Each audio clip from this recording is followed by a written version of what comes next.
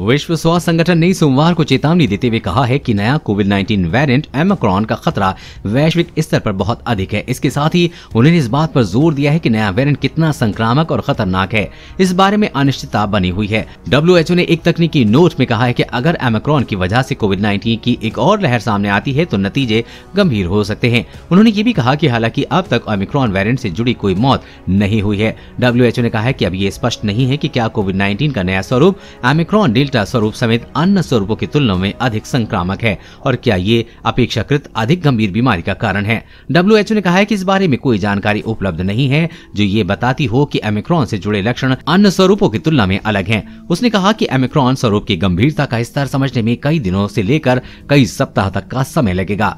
दक्षिण अफ्रीका में ओमिक्रॉन से संक्रमित मरीजों की संख्या बढ़ी है। उसने कहा कि दक्षिण अफ्रीका में इस स्वरूप से संक्रमित पाए गए लोगों की संख्या बढ़ी है, लेकिन ये समझने के लिए महामारी विज्ञान संबंधी अध्ययन चल रहे हैं कि क्या ओमिक्रॉन के कारण या अन्य कारक इसके लिए जिम्मेदार हैं। संगठन ने कहा है कि प्रारंभिक आंकड़े बताते हैं कि दक्षिण अफ्रीका में लोगों के अस्पताल में भर्ती होने के मामले बढ़ रहे हैं, लेकिन इसका कारण ओमिक्रॉन से संक्रमण के बजाय सभी स्वरूपों से संक्रमित लोगों की कुल संख्या में वृद्धि हो सकता है। पहली बार 24 नवंबर को दक्षिण अफ्रीका में हुई नए वेरिएंट की पहचान। वैज्ञानिकों का कहना है कि ओमिक्रॉन वेरिएंट कई बार उत्परिवर्तन का नतीजा है। कोविड के अधिक संक्रामक स्वरूप B111529 के बारे में पहली बार 24 नवंबर को दक्षिण अफ्रीका की ओर से विश्व स्वास्थ्य संगठन को सूचित किया गया था। इसके बाद Botswana, Belgium, Hong Kong, Israel, Britain, Australia, Denmark और नीदरलैंड में भी इसकी पहचान की गई।